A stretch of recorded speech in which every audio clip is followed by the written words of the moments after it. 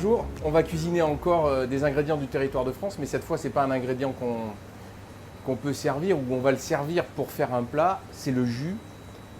Comme vous avez vu, on a un très joli veau des Pyrénées, grain de soie. Avec les parures du veau, on va faire un jus.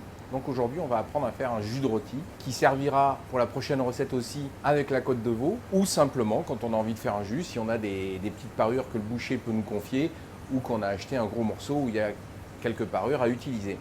Donc pour le jus, c'est parti. On va mettre un petit peu d'huile au fond et on va mettre le veau sans que ce soit chaud, tout de suite. On va un tout petit peu les saler, très peu. Pourquoi ne pas démarrer à chaud? Parce que c'est pas un rôti, on a envie de faire du jus. Donc on a envie de caraméliser. Dans la sauce, le jus, il y a le mot sucre, donc on a envie de réaliser des sucres. Si on veut que le jus ait le bon goût, il faut qu'on déglace les sucres. Quand on fait trop rôtir les morceaux de viande qu'on déglace, ça a un goût un peu de carbone, ça a moins un goût de jus de rôti, c'est moins agréable. Donc voilà pourquoi j'ai démarré à froid. On va prendre un demi-oignon, on va le couper en grosses lanières et on va couper la carotte qu'on n'a pas épluchée parce qu'évidemment tout le goût de la carotte est autour. Voilà, avec 2 gousses d'ail et on mettra un petit peu de thym.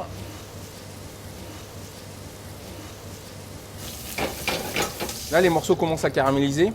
On a pas mal de sucre au fond. On va enlever la graisse. On va rajouter une petite noix de beurre pour dorer les morceaux, pour donner le petit goût comme si on faisait une bonne côte de veau. On va bien les rouler dedans. On va ajouter la carotte et l'oignon. Et là, on va bien le laisser suer. Alors, on met un peu de thym, les 2 gousses d'ail. Nous, on les a épluchées. Le veau a bien doré. Les oignons sont sués. Il y a des sucs au fond. Voilà. On va laisser suer ça une petite seconde. Alors là, il y a sué, on va déglacer au vin blanc et on voit qu'on avait bien caramélisé parce que le déglaçage fait déjà une jolie couleur blonde. On va le réduire presque à sec, c'est presque réduit à sec. On va mouiller avec de l'eau minérale bien froide, voilà, à hauteur, à peine à hauteur. Et là, on va laisser mijoter jusqu'à l'obtention d'un bon petit jus sirupeux. Voilà, on a cuit pendant à peu près une trentaine de minutes. Le jus s'est formé, donc on a une base de jus de veau, voilà. Il est un petit peu liquide, on va lui donner un tout petit peu plus de texture. On peut s'arrêter là. Comme ça va servir à réaliser un jus de déglaçage avec une côte de veau ou un autre élément, on peut s'arrêter là. D'ailleurs, c'est ce que je vais faire. Une fois qu'on l'a sorti de cuisson, on va laisser l'osmose et l'infusion se faire pendant une dizaine de minutes. Et après 10 minutes, on va le filtrer et on va le conserver soit dans une boîte au réfrigérateur, soit la petite technique que j'utilise chez moi, prendre un bac à glaçons, une fois que c'est froid, couler dans le bac à glaçons en le mélangeant bien pour qu'il y ait du gras et du jus dedans.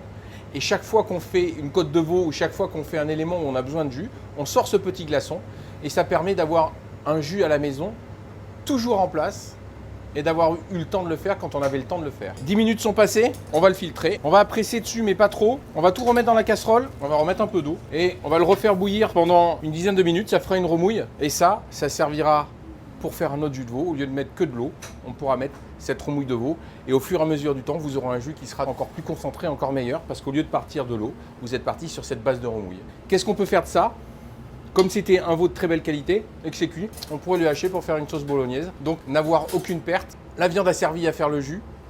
La sauce, une sauce bolognaise. D'ailleurs, c'est peut-être une chose qu'on verra dans les semaines qui arrivent. Comment on fait peut-être une vraie, je ne sais pas si ça existe, mais une bolognaise. C'est une façon de réutiliser cette viande pour se régaler et j'espère que vous vous régalerez avec ce jus, du moins cette base.